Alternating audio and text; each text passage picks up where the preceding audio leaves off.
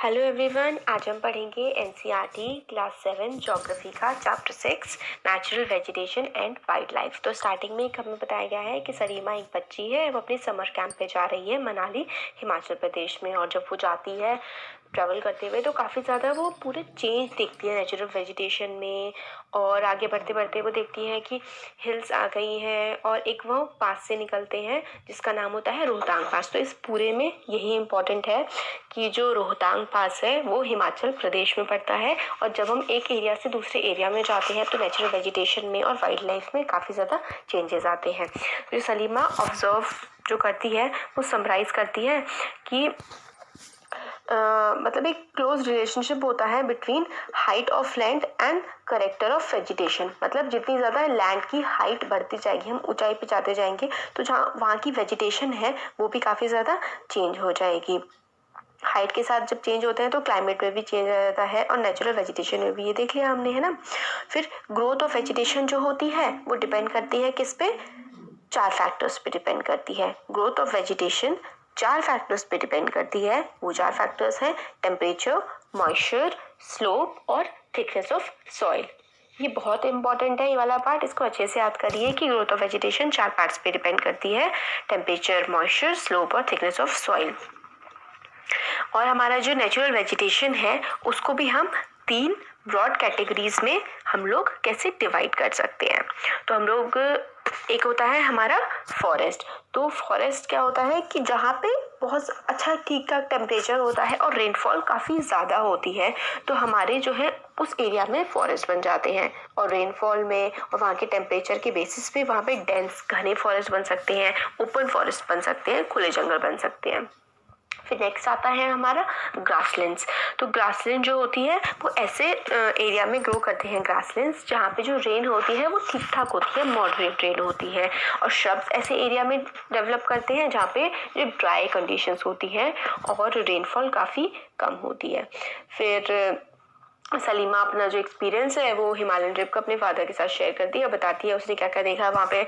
उन्होंने कॉनिफर्स देखे और अलग अलग, ये बताया उन्होंने कि वहाँ पर उन्होंने कॉनिफर्स देखे। फिर उसके फादर बताते हैं कि जो गर्म एरिया होते हैं उसमें डेजर्ट्स होते हैं और इस टाइप का वो बातें करते हैं। फिर हम लोगों की जो इम्पोर्टेंट चीज़ है अब ये है कि फॉरेस्ट कितने टाइप के होते हैं। तो फॉरेस्ट जो है वो होते हैं ट्रॉपिकल एवरग्रीन फॉरेस्ट, डेसिडुअस होते हैं, टेम्परेट डेसिडुअस, वो हम देखेंगे आगे इस चैप्टर में। पहले हम देख लेते हैं ये ब्लू वाला बॉक्स, डू यू नो वाला। इसमें बताते हैं कि जो ट्रॉपिकल एवरग्रीन फॉरेस्ट है ब्राज़ील के, वो इतने ज़्यादा घने हैं कि उनको जो है लंग ऑफ द अर्थ कहा जाता है। क्यों? क्योंकि वहाँ पे काफ़ी ज़्यादा ट्रीज है और ट्रीज क्या रिलीज करते हैं? ऑक्सीजन, और हमारे लंग्स की ज़रूरत होती है ऑक्सीजन की, इसलिए tropical evergreen forest of Brazil को लंग्स ऑफ द अर्थ कहते हैं। फिर अब देख लेते हैं ट्रॉपिकल एवरग्रीन फॉरेस्ट क्या होते हैं। तो ट्रॉपिकल एवरग्रीन फॉरेस्ट को हम लोग एवरग्रीन क्यों कहते हैं? क्योंकि वो एक टाइम पे अपनी पत्तियां नहीं शेड करते हैं और वो हर समय हम लोगों को ग्रीन दिखाई देते हैं। और ये इक्वेटर के पास होते हैं और ट्रॉपिकल रीजन में भी पड़ते हैं। ट्रॉपिकल रीजन और इक्वेटर के बीच में पड़ते हैं ट्रॉपिकल एवरग्रीन फॉरेस्ट। और ये वाला जो एरिया होता है काफ़ी ज़्यादा हॉट होता है, गर्म होता है और जो है हैवी रेनफॉल होती है पूरे साल, मतलब ऑलमोस्ट डेली यहाँ पर बारिश पड़ती है। और यहाँ पे कोई पर्टिकुलर ड्राई या फिर वेट, ड्राई सीजन नहीं होता है, वेट सीजन तो रोज ही होता है, रोज ही बारिश पड़ती है, पर्टिकुलर ड्राई सीजन नहीं होता है। इसलिए जो ट्रीज हैं उनको अपनी पत्तियां गिराने की जरूरत नहीं होती है और इसी वजह से इनको हम एवरग्रीन फॉरेस्ट कहते हैं। इनकी जो कैनोपी होती है वो काफी ज्यादा थिक होती है। कैनोपी होता है ट्री का सबसे ऊपर वाला जो पार्ट होता है, उसका जो क्राउन होता है, उसका सन, उसको हम कैनोपी कहते हैं। और ये जो ट्रीज होते हैं इतने ज्यादा पास होते हैं, बहुत ज्यादा बारिश पड़ती है इसलिए बहुत ज्यादा ट्रीज उगते हैं, तो काफी ज्यादा पास ये होते हैं और इतने पास होते हैं कि कई बार जो सनलाइट है ना वो जमीन तक पहुंच ही नहीं पाती है। इवन दिन के टाइम भी आपको ये ट्रॉपिकल एवरग्रीन फॉरेस्ट में अंधेरा ही लगेगा, सनलाइट पेनिट्रेट नहीं हो पाती है, इतने ज़्यादा घने फॉरेस्ट होते हैं। और ये जो फॉरेस्ट होते हैं यहाँ पे हार्डवुड ट्रीज मिलते हैं। यहाँ की जो ट्रीज की जो स्टेम होती है वो काफ़ी ज़्यादा हार्ड होती है। और कौन कौन से ट्रीज मिलते हैं हमें मिलते हैं रोजवुड, माहोगनी और इबोनी। काफ़ी इंपॉर्टेंट है कि कौन कौन से आप लोगों को दे दिया जाएगा कि ये जो ट्रीज के नाम है ये कौन से फॉरेस्ट में मिलते हैं। तो रोजवुड, इबोनी, महोगनी, लर्न कर लीजिए, ये ट्रॉपिकल एवरग्रीन फॉरेस्ट में मिलते हैं। अब हम देखते हैं डू यू नो वाला पार्ट की। जो एनाकोंडा होता है वो वर्ल्ड का लार्जेस्ट स्नेक है और वो कहाँ मिलता है? ट्रॉपिकल रेन फॉरेस्ट में मिलता है और वो मार सकता है और खा सकता है एक बड़े एनिमल क्रोकोडाइल डक को मार करके खा सकता है। अब हम देखते हैं ट्रॉपिकल डेसिडुअस फॉरेस्ट को।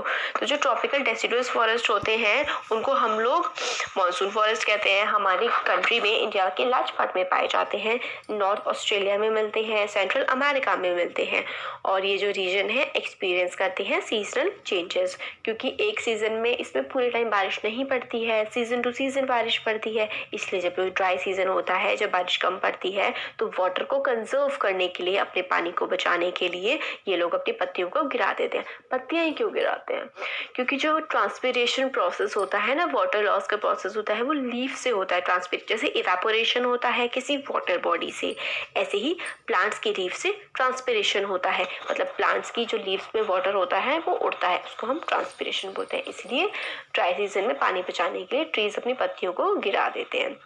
यहाँ पर भी हार्डवुड ट्रीज मिलते हैं, एवरग्रीन में भी और डेसिडुअस में भी हार्डवुड ट्रीज मिलते हैं। और यहाँ के जो ट्रीज हैं उनका नाम है साल, टीक, नीम, शीशम और ये सब। ये इंपॉर्टेंट है, लर्न कर लीजिएगा। साल, टीक, नीम, शीशम। और ये वाले जो ट्रीज हैं ये काफ़ी ज़्यादा इंपॉर्टेंट होते हैं फर्नीचर बनाने के लिए, ट्रांसपोर्टेशन के लिए, कंस्ट्रक्शन मटेरियल के लिए। टाइगर, लायन, एलिफेंट, लंगूर, मंकी यहाँ के वाइल्ड एनिमल्स हैं जो यहाँ पे पाए जाते हैं। ट्रॉपिकल डेसिडुअस फॉरेस्ट का पिक्चर है। देखिए कुछ सूखे पेड़ दिखेंगे आपको जब बारिश का मौसम नहीं होगा तो। फिर टेम्परेट एवरग्रीन फॉरेस्ट है। इस फॉरेस्ट में सबसे ज़्यादा इंपॉर्टेंट जो चीज़ है एग्जाम में पूछी जाती है वो ये है कि ये कहाँ पाए जाते हैं। टेम्परेट एवरग्रीन फॉरेस्ट मोस्टली मिलते हैं ईस्टर्न मार्जिन ऑफ कॉन्टिनेंट्स में। कोई भी कॉन्टिनेंट होगा उसकी ईस्टर्न साइड्स पे टेम्परेट एवरग्रीन फॉरेस्ट मिलते हैं। कॉमनली कहाँ का मिलते हैं ये? ईस्टर्न यूएसए में, साउथ चाइना में और साउथ ईस्ट ब्राज़ील में। और इसमें हार्डवुड और सॉफ्टवुड ट्रीज दोनों मिलते हैं। कौन कौन से ट्रीज होते हैं? ओक, पाइन, यूकलिप्टस वगैरह। अब हम नेक्स्ट देखते हैं। नेक्स्ट है हमारा टेम्परेट डेसिडुअस फॉरेस्ट। तो एक बार हाँ, टेम्परेट रीजन में आपको बताया थी। टेम्परेट रीजन होता है जो ट्रॉपिक से ऊपर वाला एरिया होता है ना, जैसे अराउंड आप 40 डिग्री से 60 डिग्री, ये वाला जो रीजन होता है ना, ये हमारा टेम्परेट रीजन होता है। तो टेम्परेट डेसिडुअस फॉरेस्ट में क्या होता है, जैसे कि हम ऊपर की तरफ जाने लगते हैं हाई लैटिट्यूड्स में, जो वहाँ पे हमें टेम्परेट डेसिडुअस फॉरेस्ट मिलते हैं। और कहाँ कहाँ होते हैं ये? North eastern part of USA में, चाइना, न्यूजीलैंड और चाइल में। और ये हमें मिलते हैं coastal regions of western Europe में भी। ये अपनी जो लीव्स हैं वो शेड कर देते हैं ड्राई सीजन में। क्यों? पानी बचाने के लिए। और कॉमन ट्रीज जो मिलते हैं वो ओक, ऐश, बीच वगैरह मिलते हैं।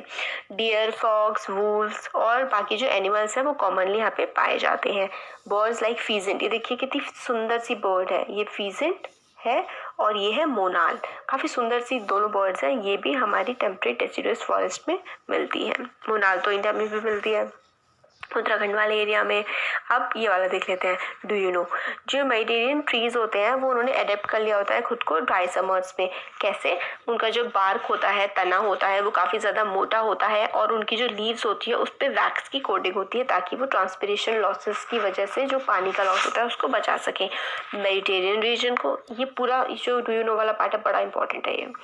इस मेडिटेरियन रीजन की जो स्पेशलिटी है वो ये है कि यहाँ पे काफ़ी ज़्यादा गर्म और सूखी हॉट ड्राई समर्स होते हैं। मतलब जो गर्मियों में वो काफ़ी ज़्यादा गर्मी भी पड़ती है और बारिश भी नहीं होती। और बारिश कहाँ होती है? विंटर्स के टाइम में मेडिटेरियन रीजन में बारिश होती है। Hot dry summer and mild wet winters.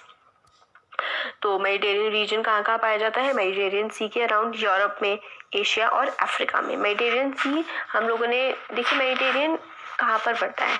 Asia से आगे जब हम चलते हैं जो यूरोप वाला एरिया है ना, उसका जो एनक्लोज सी है, एशिया, अफ्रीका और यूरोप को बिल्कुल घेरता है मेडिटेरियन सी। तो यूरोप के, अफ्रीका, एशिया के काफ़ी सारे कंट्रीज़ हैं, जैसे कि इटली के पास पड़ता है, फ्रांस के पास पड़ता है, फिर उधर मोरक्को, इजिप्ट, इस वाले एरिया में पड़ता है। और मेडिटेरियन रीजन कहाँ है? मेडिटेरियन रीजन हमने नाम दे दिया है क्यों? क्योंकि इस ये सबसे बड़ा जो रीजन है वर्ल्ड मेडिटेरियन जिसको हम बोलते हैं, वो वाला मेडिटेरियन सी के नाम पड़ता है। और इसी टाइप की क्लाइमेटिक कंडीशन और कंट्रीज में पड़ती हैं, उसको भी हम मेडिटेरियन टाइप ऑफ क्लाइमेट बोलते हैं। मैंने ये वाले जो और मिलती है तो कैलिफोर्निया यूएसए में, साउथ अफ्रीका में भी होती है, साउथ वेस्टर्न अमेरिका में और ऑस्ट्रेलिया में भी मिलती है। और यहाँ पे ड्राई समर्स होती है, माइल्ड रेनी विंटर्स होती है। खट्टे फ्रूट्स मिलते हैं, सिट्रेट फ्रूट्स, जैसे कि सिट्रस फ्रूट में कौन कौन से आते हैं, ऑरेंजेस आते हैं, फिग्स आते हैं, ऑलिव्स, ग्रेप्स, ये सारे फ्रूट्स आते हैं। और यहाँ पे जो यहाँ के फ्रूट्स हैं इनसे वाइन्स और बियर वगैरह भी काफ़ी ज़्यादा बनाई जाती है। और वाइल्ड लाइफ यहाँ पे काफ़ी ज़्यादा होती नहीं है क्योंकि इंटेंसिव कल्टीवेशन होता है, लोगों ने काफ़ी ज़्यादा पेड़ वगैरह काट दिए हैं और कमर्शियल फार्मिंग ही होती है, तो वाइल्ड लाइफ काफ़ी नहीं मिलती है यहाँ।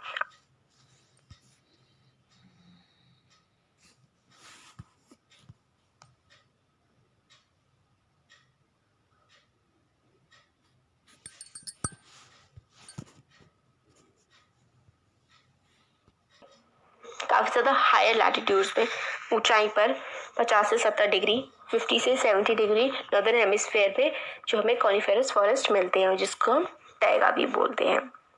ये काफ़ी ज़्यादा हायर एल्टीट्यूड्स पे मिलते हैं। और सलीमा भी इनके बारे में बात करी थी जब वो हिमालयाज में गई थी। इनके जो ट्रीज़ होते हैं वो लंबे होते हैं, सॉफ्टवुड होती है, एवरग्रीन ट्रीज़ होते हैं।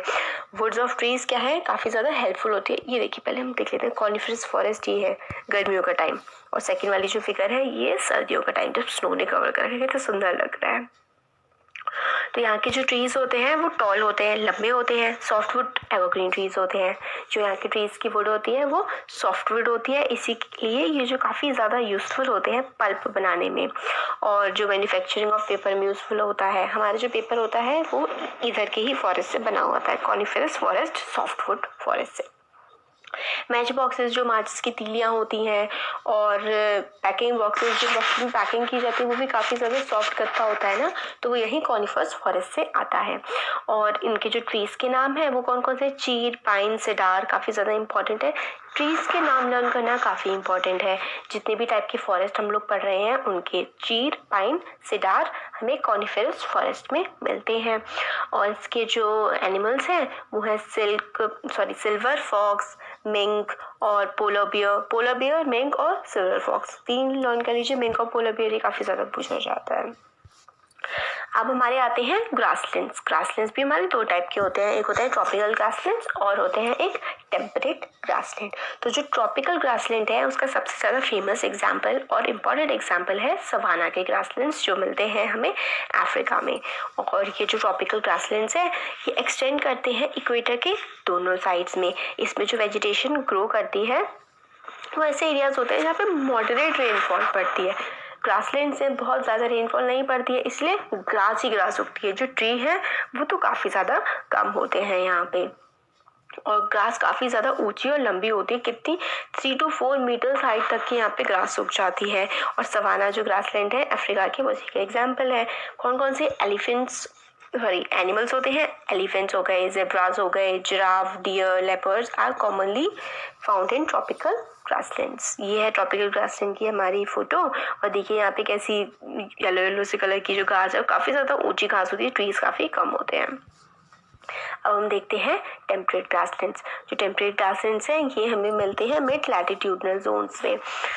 मिड लैटिट्यूड वाला एरिया जो वो होता है, हम लोग इक्वेटर से ऊपर गए ट्रॉपिक्स में, tropic of cancer, tropic of Capricorn आ गई 23.5 डिग्री नॉर्थ एंड साउथ में। फिर उससे ऊपर वाला जो एरिया होता है वो होता है हमारा मिड लैटिट्यूडनल जोन्स। ये हमारे इंटीरियर पार्ट ऑफ कॉन्टिनेंट्स में मिलते हैं टेम्परेट ग्रासलैंड्स। और इनकी जो ग्रास होती है वो शॉर्ट होती है मगर काफ़ी ज़्यादा न्यूट्रिशियस होती है, काफ़ी ज़्यादा फायदेमंद होती है वहाँ के एनिमल्स के लिए।